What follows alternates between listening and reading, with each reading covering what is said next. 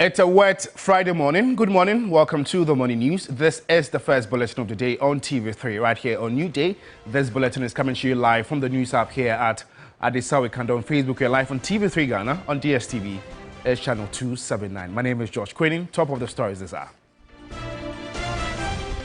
Security on high alert over renewed Bawku conflict as IGP heads there to diffuse the tension.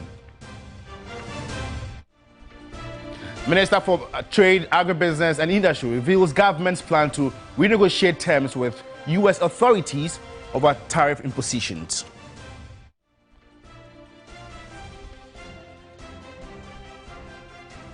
Also coming up this morning, Education Minister Haruna Idrisu says school authorities have the full backing of the ministry and the government to implement measures to protect students and teachers.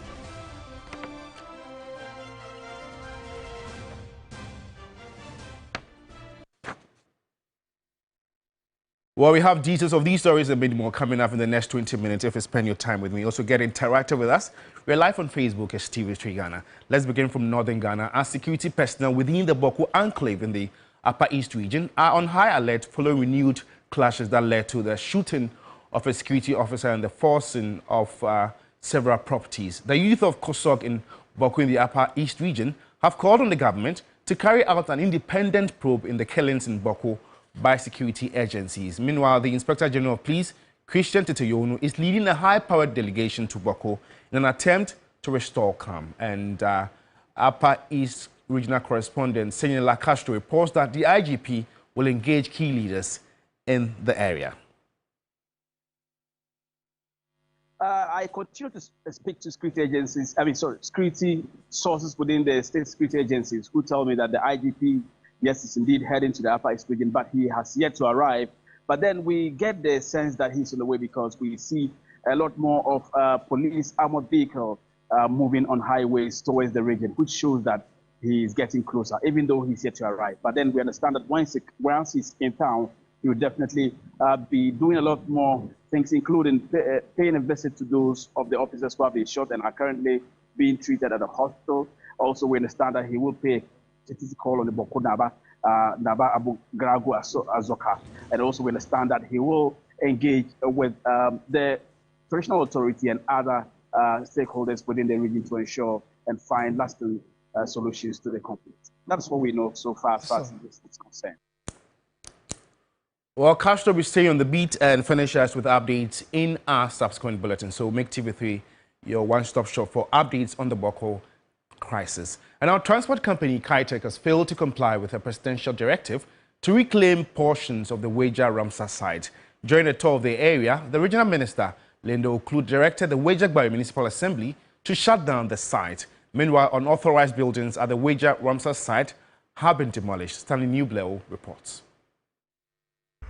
Ramsar sites are United Nations protected wetlands that serve as critical habitats for key bird and fish species. Ghana has 5 Ramsar sites, which play critical roles in collecting and holding rainwater to prevent flooding in surrounding communities. Unfortunately, these sites have come under intense pressure from human encroachment. Even the course of the Lafa River has not been spared. At the Weija Ramsar site, which stretches into parts of Dansoman, encroachers have taken over large portions of the wetland. The Greater Accra Regional Security Council, led by Linda Oklu, visited the site to enforce the president's directive to remove all illegal structures on waterways. The team supervised 2 earth-moving machines as they pulled down several unauthorized buildings. Some property owners stood by helplessly, watching as their walls were brought down. Yeah, it's not around here. Ebenezer Mate and his friends, who had acquired parcels of land on the Ramsar site, were among those whose property were demolished. Well, actually, it's a new place that they are giving out. So I also, made up my mind to get something around, just to, do something small and lay my head. I'm out of words. I'm speechless now. The Greater Accra Regional Minister Linda Oklu noted that the demolition exercise would continue unabated. Looking at what we've done so far, I wouldn't say we've successfully executed our plans today. And so the little we can do, we've done it. Like I said, we'll go back and strategize and come back and then execute the rest of the buildings which are on waterways. We are not going to compensate anybody. Knowing very well that you don't have permits and you are building, why should we compensate? Earlier, the Regional Security Council was at the opposite end of the Ramsar site to enforce a separate directive from President Mahama. The president had ordered Kitech, a Chinese construction firm, to restore several hectares of wetland they had filled with laterites. Unfortunately, the exercise was called off after the company refused to comply. The general manager of Kitech addressed the media. We are working our way towards here. We need tipper trucks. We need some equipment that we'll put together and also come down here and clear all the material. So we are not reluctant to comply with the president's directive. We are still working on it, and then I believe that on their next visit they would see a significant change. The team also inspected another section of the wetland that had been turned into an illegal refuse dump site. The minister immediately directed the Weija Municipal Assembly to close it down, expressing surprise that the assembly had no knowledge of who was managing the site. We will meet the people at court to know who is behind it, because somebody was identified, the person denied being the one. And so if you agree that there should be closure of this place, they would have done that long time ago. And we cannot be everywhere, and that is why the assembly is there to help us. So, engineer, please, if you can quickly write to them to put a stop or closure to this place, use the district police enforcement to do that for us. As Ghana braces for the rainy season, efforts to reclaim Ramsar sites like Weija are about protecting lives, preserving biodiversity, and preventing avoidable disasters. Authorities say the demolition exercise is only the beginning of a broader campaign to safeguard the country's wetlands from illegal human activities. Stanley Niblew, TV3 News, Weija. And now, poor sanitation, congestion in Kumasi Central Business District, and rising security concerns are some of the key pressing issues that have plagued Ghana's second largest city for years. The newly confirmed Kumasi Metropolitan Chief Executive, Richard Kwesi has promised a non-partisan approach to transform the city into a cleaner, more organized and safer metropolis. Ibrahim Abubakar reports. What many expected to be a contentious confirmation process turned out to be a smooth victory for the Kumasi mayor nominee, Richard Kwesi. On Thursday, April 10, he secured an overwhelming 55 out of the 56 votes, a clear mandate from the assembly. But the real test begins now, with Kumasi's persistent sanitation woes, traffic gridlock, and security concerns. All eyes are on the new mayor to deliver. So what is his plan? If you are selling on the pavement, adjust yourself. If you are in the middle of any dual carriage route, especially within the central business district, please take steps, get out of the place, because from Wednesday we'll be coming out, we'll get on the streets. We're going to make sure that we clear Kumasi of all the filth that we see around. We're going to put politics aside. This is not about the NDC, it's not about the MPP. It's about transforming our city. Sustainability of the congestion exercise has always been a challenge. This time, the Kumasi Chief Executive Officer wants to do things differently. I have a different strategy of this decongestion. I don't believe in bringing military men there and then they will spend so much money, keep them for a period of 3 months. And immediately they go away, everybody comes. Everybody wants to sell in the doom. It's the reason why they are there. We'll find some ingenious ways to keep them in a doom and decongest the doom. The Ashanti Regional Minister, Dr. Frank Amwakwene, has thrown his full support behind the mayor's agenda. There's a lot of work to be done. Decongestion in the city is a key area that we would expect him to work on. But definitely, once he's in, I'll play that supervisory role and then help coordinate and making sure that these things are checked within the city. Thank you very much. For now, residents are cautiously optimistic, giving their new leader the benefit of doubt. But only time will tell if these promises will indeed translate into real change. Well, let's know what you make of the policies of the new Kumasi MCE and other stories that we've aired so far. Engage us on our platform TV3 Ghana with your comments and opinions, and we'll surely read them and share them to the rest of the world. And now, Education Minister Haruna Idrisu says school authorities have the full backing of the ministry and the government to implement any necessary measures to protect students and teachers alike. He made these remarks during a stakeholder engagement held in Sunyani as national calls intensify for tighter security in these schools. When I heard about the shooting incident in Kumasi, my immediate response was, this is un-Ghanaian. This is not Ghanaian. But it has happened in Ghana. The Director General of GES have issued some directives and instructions. He has our full policy support and approval to enforce those directives. So in respect of the un-Ghanaian development of shooting in Kumasi, the Director General of the GES has the full support of government for you to strengthen your inspections in order that guns, knives, and other violent tools and equipment are not found in our schools. You have the full support of government to initiate those inspections at the weekend. We have to nip it in the bud as early as possible and as practically as possible, in order that we allow for a serene studying environment. This cannot be part of the training of a Ghanaian child.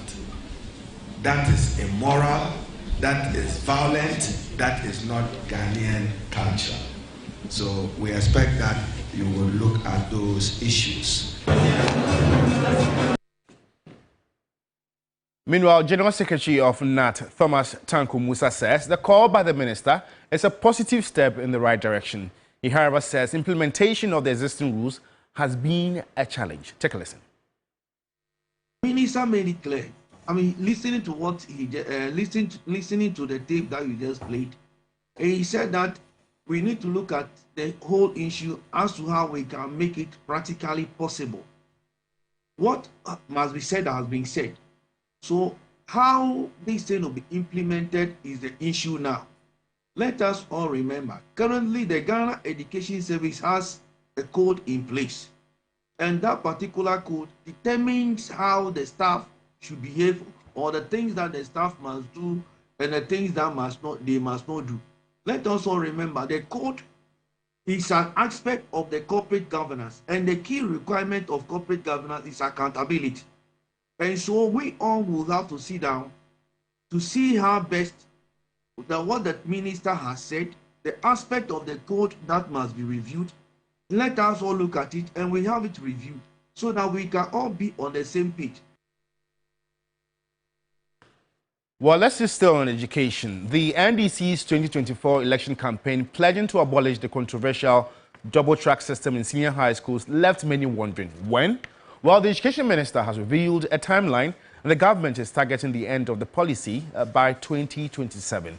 He made the announcement during a stakeholders forum in Sunyani, Bono region. Take a listen. It is the desire and determination of President Mahama and the new NDC government to end the double-track system.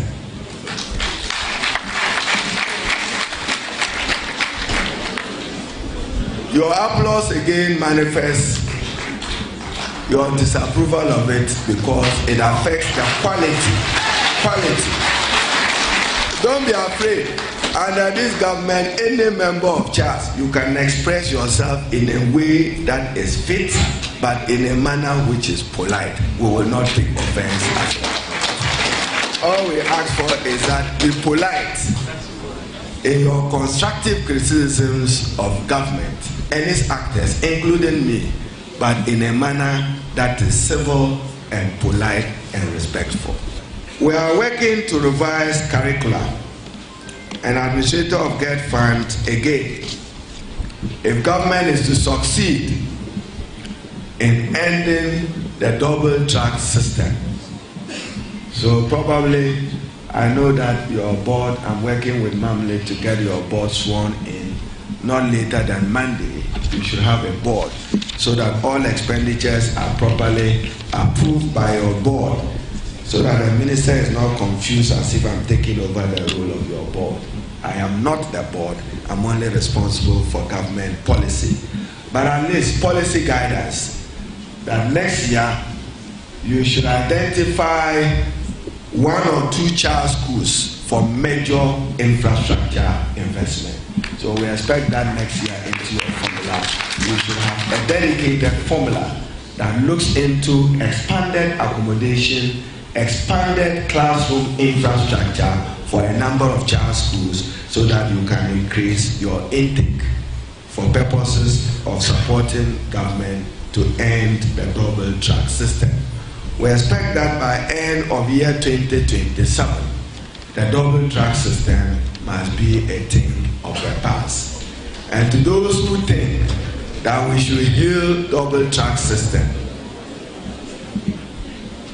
and those who think it was only politically necessary because of inadequate infrastructure to support the noble dream of expanding access to secondary education. But well, if you just tuned in, you're watching the morning news on TV3, the first bulletin of the day right here on New Day. And now the Minister for Trade, Agribusiness and Industry, Elizabeth Weija, has revealed the government's plan to renegotiate terms with U.S. authorities over tariff impositions. According to the minister, government is aiming to minimize their impact on Ghana's export market and foreign direct investments.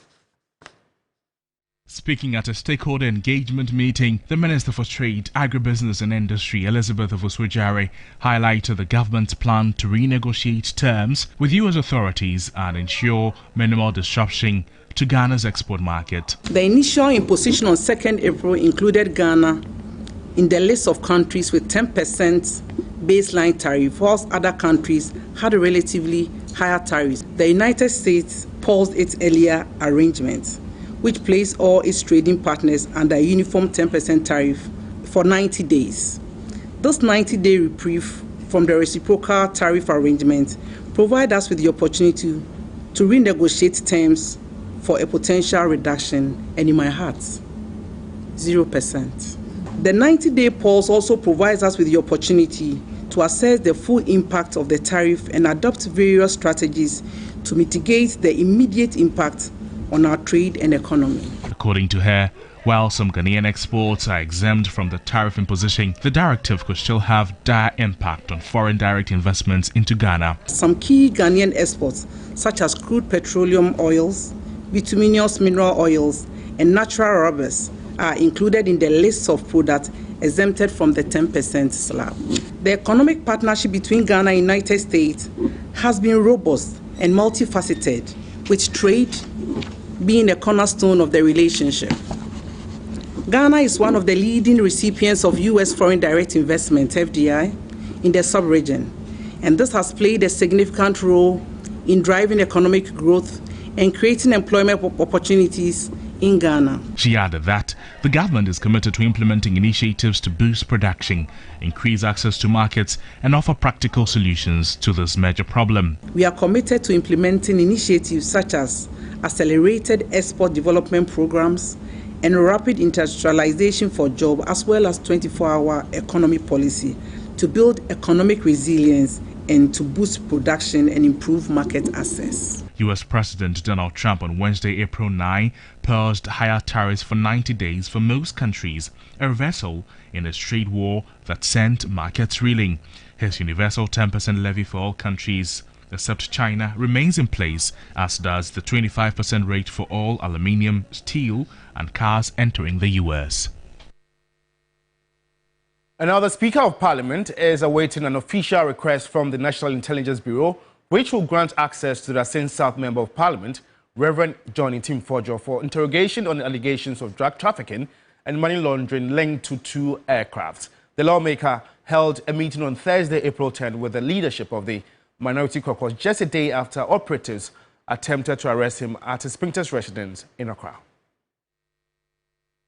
Leadership of the Minority Caucus in Parliament met today at the Minority Leader's Office at Job 600 in Parliament House to deliberate on the way forward with regard to allegations by Ascent South MP Reverend John Fojo on suspicion of drug trafficking and money laundering activities by two suspicious aircraft, which led to a brawl when operatives of the National Intelligence Bureau (NIB) raided his residence at Springtest to cause his arrest to aid in investigations. Currently, the Bureau has resolved to engage the Speaker on how best to engage the lawmaker to assist investigations in the ongoing scandal. Moving forward, an official letter will be sent to the Speaker, who will then acknowledge receipt and schedule an appropriate date to hold such engagement. Just like how letters were written to the Speaker, Alban Bagbin, to engage MP for Goma Central, Kwame Asariobin, aka A+, and MP for Yagbakubori, Mustafa Yusuf, it will follow same format and have that meeting in Parliament.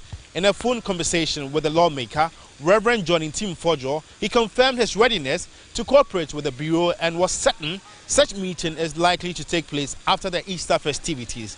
We'll follow up on this very development and make sure you don't miss a bit.